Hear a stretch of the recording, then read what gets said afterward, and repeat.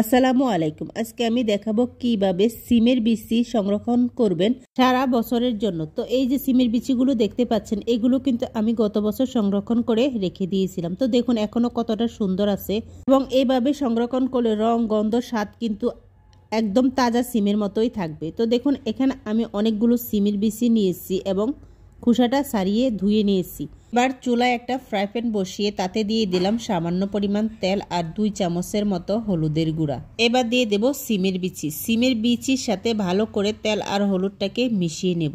এই হলুদের গুঁড়াটা দেওয়ার ফলে সিমের বিচির রংটা একদম আগের মতো, মানে তাজা সিমের মতোই থাকবে। যখন দেখবেন নিচের পানিটা একদম শুকিয়ে গেছে, তখন সিমটাকে চুলা থেকে নামিয়ে নেবেন। এবার আমি গত বছরে সংরক্ষণ করে রাখা সিমের বিচিটা রান্না করব। তার জন্য আমি এখানে 1 মগ পানি দিয়ে দিলাম কিছু পরিমাণ পেঁয়াজ কুচি আর কাঁচামরিচ কুচি, দিয়ে দিলাম 1 চামচের মতো হলুদের গুঁড়া আর মরিচের গুঁড়া। এবার দিলাম 1 চামচ রসুন বাটা, 1 চামচ জিরার গুঁড়া। এবার দিয়ে দিলাম সামান্য পরিমাণ তেল। এবার কিছু ভালো করে মিশিয়ে একটু ঢেকে দেব। যখন ফুটে উঠবে তখন ঢাকনাটা সরিয়ে আমি এখানে দিয়ে দেব কিছু সিম আর দেব কিছু বেগুনের টুকরো। আমাদের নোয়াখালীতে প্রায় বেশিরভাগ মানুষ এভাবেই সিমের বিচি রান্না করে। তোমরা কে কোন জেলা থেকে আমার এই ভিডিওটা দেখছো অবশ্যই আমাকে কমেন্ট করে জানাবে। এবার আমি এখানে সংরক্ষণ করে রাখা গত বছরের সিমের বিচিগুলো দিয়ে দেব। দেখো এগুলো কিন্তু এখনো বরফের মতো আছে। এই সিমের বিচিগুলো কিন্তু সরাসরি ফ্রিজ থেকে বের করে রান্না করা যায়। আবার চাইলে রান্নার আধা ঘন্টা আগে যদি বের করে রাখো তাহলে কিন্তু একদম তাজা সিমের বিচির মতোই দেখা যাবে। তবে আমার হাতে সময় ছিল না, সেই জন্য আমি খুব তাড়াহুড়া করে এভাবেই রান্না করে নিয়েছি। দেখো এখনো কতটা শক্ত আছে, একদম তাজা সিমের মতো।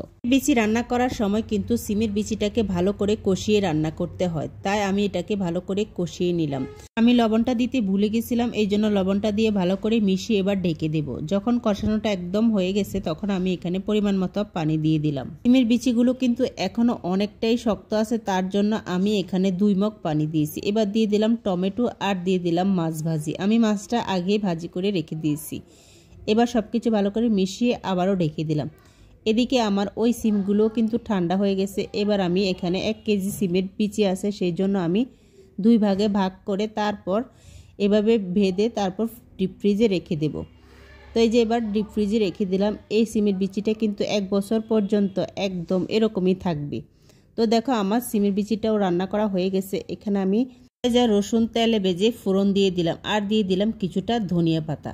তো চলো এবার তোমাদেরকে দেখায় 1 বছর পর্যন্ত সংরক্ষণ করে রাখা সিমটা রান্না করলেও কিন্তু একদম তাজা সিমের মতোই লাগে। তো দেখো ভিডিওতে তো তোমরা দেখতেই পাচ্ছ। তো আশা করি বুঝতে পেরেছো। তোমরাও চাইলে এভাবে 1 বছর সিমের বিচি সংরক্ষণ করে রাখতে পারো।